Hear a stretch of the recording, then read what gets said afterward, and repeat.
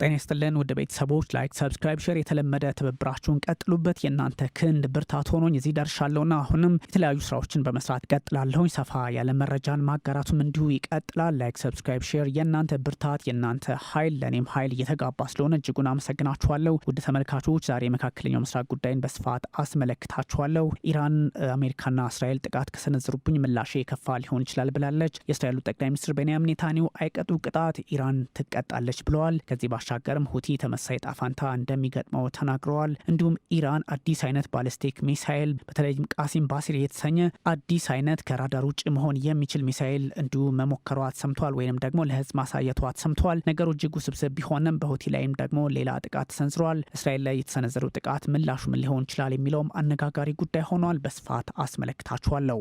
ታዲያ ይህ ሁሉ ውስብስብ ፖለቲካዊ አካሄድ ውጥንቅጡ በወጣበት አጋጣሚ እስራኤል በጋዛ ለምትካሄደው ዘመቻ ተጠባባቂ ኃይሏን መጥራቷ ተሰምተዋል። ካቢኔውም ይህን እቅድ ማጽደቁ ነገሮችን ውስብስብ እንዳደረጋቸው ተነግሯል። የእስራኤል ደህንነት ካቢኔ በጋዛ ሐማስ ላይ የሚካሄደውን ዘመቻ ለማስፋት ግዛቶችን የመቆጣጠር እቅዱን ማጽደቁ ደግሞ የመካከለኛው ምስራቅን ውጥረት ሊያባብሰው እንደሚችል ሳይታለም የተፈታ ያደርገዋል። የእስራኤል መከላከያ ኃይል በ10 ሺዎች የሚቆጠሩ ሪዘርቪስት የተጠባባቂ ኃይሉን አባላት በጋዛ ለማካሄደው የተጠናከረ መስፋፋት ጥሪ መጀመሩ ተነግሯል። ምንም እንኳን አንዳንዶች ቢቃወሙትም ተብሏል። እቅዱ ተግባራዊ ከሆነ የአሜሪካው ፕሬዝዳንት ዶናልድ ትራምፕ በሚቀጥለው ሳምንት ቀጠናውን ከጎበኙ በኋላ ነው የሚደረገውም እየተባለ ይገኛል። መከላከያ ኃይሉ በጋዛ ታግተው የሚገኙ እስራኤላውያንን ለማስለቀቅና የሐማስ ታጣቂዎችን ሙሉ ለሙሉ ለማጥፋት ጫናውን እየጨመረ እንደሆነ ተነግሯል። ከዚህ በኋላ ሐማስ የሚባል ኃይል አይኖርም ማለቱም እስራኤል አይኖርም ማለቷ እስራኤልም ይህኑ የሚያስረግጥ ነው። ካቢኔው በመርህ ደረጃ የሰብአዊ እርዳታ በግል ኩባንያዎች በኩል መግባት እንዲጀምር ማጽደቁም የተነገረ ሲሆን እስራኤል ለ2 ወራት ያህል ማንኛውም እርዳታ እንዳይገባ ያገደችበትን አጋጣሚ ድጋሜ ለማየት ችሏል። የመንግስታቱ ድርጅት ከፍተኛ የሆነ የምግብና የሌሎች ወሳኝ አቅርቦቶች እጥረት ሊፈጠር እንደሚችል ካሁን በፊትም መፈጠሩን በግልጽ አስቀምጧል። በምን አይነት አካሄድ በምን አይነት ፖለቲካዊ ሁኔታ ነገሩን መፍትሄ መስጠት ይቻላል ስለሚለውም ዛሬ እጅጉን አስፈሪ ነገሮች ተቀምጧል እየተባለ ይገኛል። ታዲያ ጦርነቱ እንዲያበቃ የሚጠይቅ ሰላማዊ ሰልፍ በእስራኤል የተለያዩ ከተማዎች በመካሄድ ላይ ቢገኙም ነገሩ እጅጉን አሳሳቢ ከመሆኑም በላይ በሰልፉ ላይ የተገኙት በጋዛ አሁንም ልጇ ታግቶ የሚገኝ እናት አላስፈላጊ ጦርነት በሚል ስም እያወጣችለት ይገኛል። ነገሩ በእንደዚህ አይነት ውጥረት የሚቋጭ ከሆነ አሊያም የሚቀጥል ከሆነ የእስራኤሉ ጠቅላይ ሚኒስትር ቤንያሚን ኔታንያሁ የመካከለኛው ምስራቅን ፖለቲካ ሙሉ በሙሉ ወደ ራሳቸው መንገድ ይቀይሩታል የሚል ዜናም እየወጣ ይገኛል። በእርግጥ ነገሩ እጅግ ውስብስብና አስቸጋሪ ሊሆን እንደሚችል ሳይታለም የተፈታ ነው። እስራኤል ለ2 ወራት የዘለቀ የተኩስ አቁም ስምምነትን ለማድረግ ሀሳብ ቢቀርብላትም በዛም ሳይተገበር አብቅቶ መጋቢት 18 ዳግመኛ ጦርነቱን አጠናክራ እንደቀጠለች ይነገራል። ለዚህም ነው ሁኔታው እጅግ ውስብስብ ነው የሚል መረጃ ከግራም ከቀኝም እየወጣ የሚገኘው። በትንሹም ቢሆን ረገብ ሊል ነው የሚል ተስፋ ጭሮ የነበረው የእስራኤልና የኢራን ውጥረት ተመልሷል የሚለውን ሀሳብ ሁቲ የእስራኤል አየር ማረፊያ ላይ ጥቃት መሰንዘሩ ጠቅላይ ሚኒስትር ቤንያሚን ኔታንያሁም በኢራንም በሁቲ ላይም አጸፋዊ እርምጃ እንወስዳለን ዛቻቸው፣ በምላሹ የኢራን መንግስት አሜሪካም እስራኤልም ይመታሉ የሚለው መግለጫው፣ በተጨማሪም ኢራን አዲስ ባሊስቲክ ሚሳኤል ማስተዋወቋ የሁቲው ሚሳኤል በራዳር የሚጠበቀውን ጠንካራውን የእስራኤል አየር ክልል ጥሶ መግባቱ የሚያስረግጥ ጉዳይ ሆኗል። በእርግጥ ሰሞነኛው ጉዳይ ቀሬው ጦርነት በቴልአቪቭና በቴህራን መካከል እንዲሉ የሚያደርግ ከግራም ከቀኝም የሚወጣ ወታደራዊ መግለጫ አካሄዱ ከገፋም ዋሽንግተንና የኔታንያሁ ኃይሎች ወደ ኢራን ጥቃት የሚሰነዝሩበት ኢራንም ምላሽ የምትሰጥበትን ወታደራዊ ዝግጅት ያስመለከተችበት መሆኑን በግልጽ ያገናዘበ ያደርገዋል። የእስራኤሉ ጠቅላይ ሚኒስትር ቤንያሚን ኔታንያሁ ሁቲዎች ከየመን ያስወነጨፉት ሚሳኤል የቤንጎሪዮን አየር ማረፊያ አቅራቢያ መውደቁ በሁቲ አቅም ላይ የሆነ አይደለም፣ አያቶላዎቹ አሉ፣ እርምጃውም ሁለቱንም ግምት ውስጥ ያስገባ ነው በሚል መዛታቸውና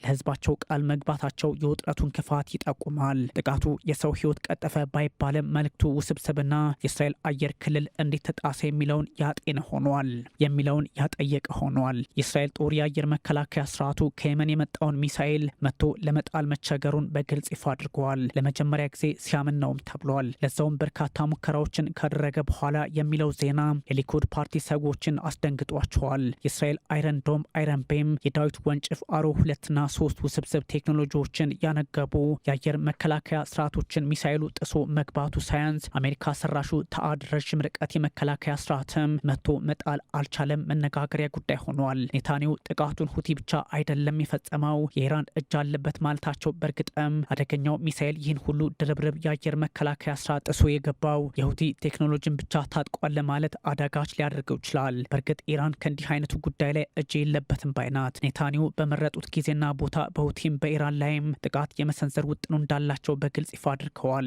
የሴራው ሸራቢ ኢራን የሽብር ጥንስሷም የራሷ ነው በሚል የሞገዱት ጠቅላይ ሚኒስትር ቤንያሚን ኔታንያሁ ዋሽንግተን ጋር ተባብረው የቴህራንን ቁልፍ ቦታዎች የመምታት ዓላማ እንዳላቸው እንዲሁም ወታደራዊ መነሳሳት ላይ ናቸው የሚል መረጃ እየወጣ ይገኛል። ምንም እንኳን በኢራንና በአሜሪካ መካከል የሚደረገው አራተኛው ዙር የኒውክሌር ድርድር እንደሚቀጥል ይፋ ቢደረግም የኔታንያሁ ግፊት በትራምፕ ላይ እንዲበረታ የሁቲው ጥቃት በር ከፍተዋል። በዚህ ሰዓት ከሁቲዎች የተነሳው ጥቃት የኒውክሌር ድርድሩን ለማስቀረት ጥረት ላይ ላሉት ጠቅላይ ሚኒስትር ቤንያሚን ኔታንያሁ እንደ መልካም አጋጣሚ የሚወሰድ ሲሆን አንሳራላሆች ይህን ማድረጋቸውም ዋጋ እንደሚያስከፍላቸው የሚጠቁምባቸው ያደርገዋል። ኔታንያሁ ኢራን ላይ ጥቃት እንደሚሰነዝሩ ግልጽ አቋማቸውን ባንጸባረቁበት ዕለት የኢራን መከላከያ ሚኒስትር አዚዝ ናሲራዛዴህ አሜሪካና እስራኤል ከመቱን ምላሻችን በመጡበት መንገድ መምታት ይሆናል በሚል በግልጽ አስቀምጠዋል። ሚኒስትሩ ይህ ጦርነት በአሜሪካና በእስራኤል ወይንም በእነሱ አጠራር በጽዮናውያኑ የሚቀሰቀስ ከሆነ ኢራን ኢላማዎቹ የትም ስፍራ ይሁኑ የት አስፈላጊ ሆኖ ሲገኝ የዋሽንግተንና የቴልአቪቭ ፍላጎቶች ያሉባቸው ቦታዎች ሁሉ እንዲሁም የጦር ሰፈሮችና ኃይሎች ይመታሉ በሚል አረጋግጠዋል። ሚኒስትሩ ይህ ጦርነት በአሜሪካና በእስራኤል ወይንም በእነሱ አጠራር በጽዮናውያኑ የሚቀሰቀስ ከሆነ ኢራን ኢላማዎቿ የትም ስፍራ ይሁኑ የት አስፈላጊ ሆኖ ሲገኝ የዋሽንግተንና የቴልአቪቭ ፍላጎቶች ያሉባቸው ቀጠናዎች እንዲሁም የጦር ሰፈሮችና ኃይሎች ይሆናሉ በሚል አረጋግጠዋል። ኢራን የየመንን ሁቲዎች የራሳቸውን ውሳኔ ያሳልፋሉ እንጂ ኢራን የየመን ሁቲዎች የራሳቸውን ውሳኔ ያሳልፋሉ እንጂ እኛ ጋር የሚያገናኛቸው አንዳች ጉዳይ የለም የሚል መከራከሪያዋን በማቅረብ ላይ ትገኛለች። በእርግጥ ሁቲ በነ አያቶላ አሊ ኻሜኒ የሚደገፍ የቀይ ባህር ቁልፍ ፖለቲካዊና ወታደራዊ ተዋናይ መሆኑን ዓለም መገንዘቧ አይቀሬ ሆኗል። የሁቲ ወታደራዊ ቃል አቀባይ የሀያ ሳሬ ቤንጎሪዮን አየር ማረፊያ ከእንግዲህ ለጉዞ ስጋት እንጂ ደህንነት የሚሰማው ከባቢ አይሆንም ማለታቸው ውስብስብ በቀላሉ ሊፈታ የማይችል ወታደራዊ ፍጥጫውን ያረጋግጣል። በእርግጥም ወሳኝ የአየር መንገዶች እንደ ጀርመኑ ሉፍታንዛ፣ የስፔኑ ኤር ዩሮፕ፣ ኤር ፍራንሲስ፣ የአውስትሬሊያው አየር መንገድ፣ የብራሰልስ ኤርላይንስ፣ ኤር ኢንዲያና ሌሎች በረራቸውን በሰዓቱ መሰረዛቸው ይህኑ የሳሬን መግለጫ የሚጠቁም ያደርገዋል። በማዕከላዊ እስራኤል የአደጋ መጥቷል ድምፅ ሰጪ ደውሎች ማስጠንቀቂያ የሰጡ ቢሆንም ሚሳኤሉን ማቆም አለመቻሉ እንዲሁ አነጋጋሪ ሆኗል። በዕብራይስጥ ቋንቋ ባስተላለፉት መልእክት ኔታንያሁ ከአሜሪካ ጋር በጋራ እንፋልማቸዋለን፣ በጋዛም ከእንግዲህ ሐማስ አይኖርም ብለዋል።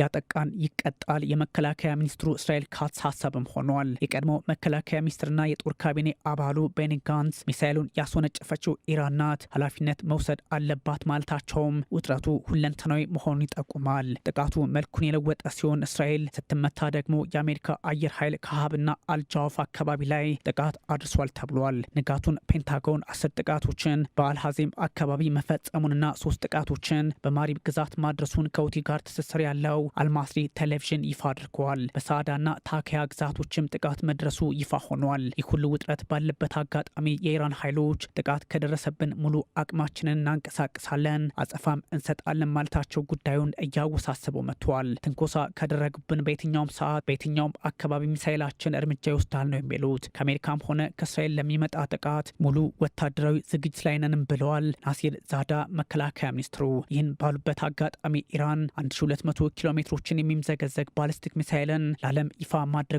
ሰምተዋል። ይህም የኢራንን ወታደራዊ አቅም በግልጽ የሚያሳይ ነው የተባለ ሲሆን የመካከለኛው ምስራቅን ውጥረት የሚያባበስ ሆኖም ተመዝግበዋል። ቃሲም ባሲር የተሰኘው ባሊስቲክ ሚሳኤል ማርቲር ሀጅ ቃሲም ሚሳኤል ማሻሻያ የተደረገበት ሲሆን ሙቀትን ግምት ውስጥ ያስገባ አቅጣጫ የሚለይ ስርዓት የታጠቀም እንደሆነ ተነግሮለታል። የራዳር ስርዓቶችን ጥሶ መግባት የሚችል ሲሆን በጂፒኤስ በቀላሉ ስርዓቱ ሊለይ የማይችልም ነው ብለዋለች ኢራን። ኢራን ከእስራኤል ከ1700 በላይ ኪሎ ሜትር ርቀት ላይ ብትገኝም ሚሳኤሉን ለሄዝቦላ አሊያም ለሌሎች ኃይሎች አሳልፋ ከሰጠች በቀላሉ ቴልአቪቭንም ልትመታ ትችላለች። የእውነት ቃል 1 እና 2 ዘመቻዎች በእስራኤል ላይ ተደርገዋል። ይህን ማድረጋችንንም እንቀጥላለን ነው የሚሉት የአብዮታዊ ዘቡ አዛዦች። ኢራን እንዲህ አይነት የጦር መሳሪያ ከታጠቀች ሁቲ የአሜሪካውን ተአድ ሳይቀር ጥሶ የገባ ሚሳኤል ማስወንጨፉ የኔታንያሁን ጥርጣሬ ኢራን አለችበት የሚለውን በግልጽ የሚያሳይ ሊያደርገው ይችላል ተብሏል።